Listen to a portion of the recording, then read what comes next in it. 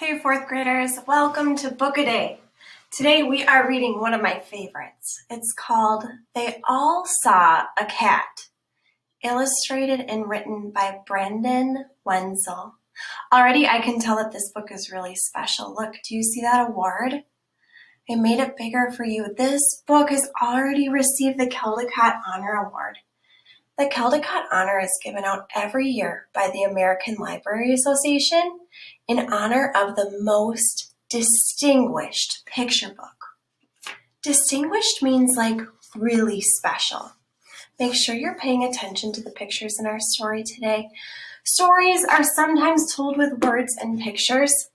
Words can tell a story, but in our story today, pay careful attention to those pictures because they add a ton of meaning to our book. Let's build some background knowledge. What do you already know about animal eyesight? How do animals see the world? Is it the same as humans? Let's learn some information. As humans, we think that animals have the same eyesight as we do, but in reality they don't. And how animals see the world is much different than you might think. For example, horses have their eyes positioned on both sides of their heads. This creates a wide field of vision that allows them to escape predators. But it also gives them a disadvantage. They can't see what's right in front of them. Also, they see fewer colours than humans do. They see the world mainly in yellow, grey and blue colours. Snakes. Oddly enough, snakes are another animal that cannot see some colours. This has to do with the rod cells in their retina. Some snakes, like boas and pythons, have pit organs on their faces that allow them to detect infrared radiation from warm bodies. It works like infrared goggles. This lets them stalk their prey by sensing heat sources. Birds. Birds can see ultraviolet light and have what is called an avian eye. They can change the shape of their eye lens rapidly, but it gets more interesting. Birds of prey have an almost binocular-like vision. This is how they can swoop down and pick up a mouse with a precision that will astound you. Eagles can see up to a distance of 1 mile. You might just see a desert, but an eagle can focus on a small lizard out there. Their eyes are like a magnifying glass. Oh my goodness. I hope we can watch some more of that video at the end of our Book-A-Day today.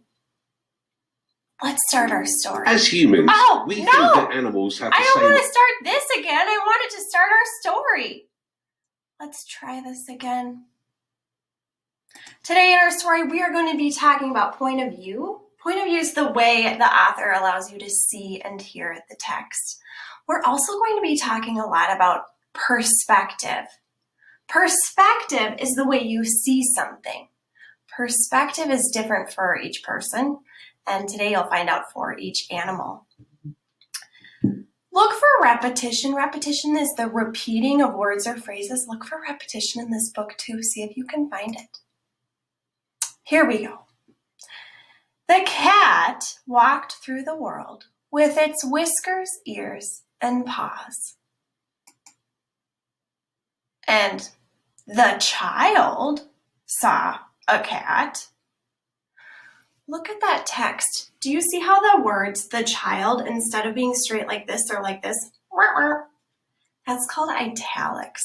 When we see italics in books or in our text, we have to read it a little bit differently. Watch how I read that. And the child saw a cat. You have to put emphasis on it. And the dog saw a cat. And the fox saw a cat. Yes, they all saw the cat. I'm noticing something about these illustrations. Let's keep on reading. The cat walked through the world with its whiskers, ears, and paws. And the fish saw a cat. Wait a minute. Why does that cat look so funny? What do you think? And the mouse saw a cat. Oh, look at the perspective that the illustration is showing us. Do you think that mouse is terrified? The color red in history has sometimes symbolized danger.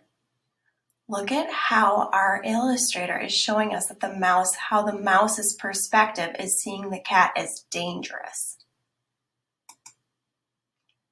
And the bee saw a cat. Yes, they all saw the cat. The cat walked through the world with its whiskers, ears, and paws. And the bird saw a cat. And the flea saw a cat. Oh, look at the flea's perspective. Gross. And the snake saw a cat. And the skunk saw a cat. What can we learn about the skunk's vision from this illustration? And the worm saw a cat. Wait a minute, how do worms see? What do you think these lines represent? Oh, maybe vibration? And the bat saw a cat. Hey, that rhymes. Yes, they all saw the cat. How is the bat seeing this cat? Yes, they all saw a cat. Let me take a drink of water before I read this one. Here we go. See if you can keep up with me with my speed, fourth graders. Here we go. A child and a dog and a fox and a fish and a mouse and a bee and a bird and a flea and a snake and a skunk and a worm and a bat. The cat knew them all. And they all knew the cat. And the cat walked through the world with its whiskers, ears, and paws. And it came to the water. And imagine what it saw. Oh, I love that book a day.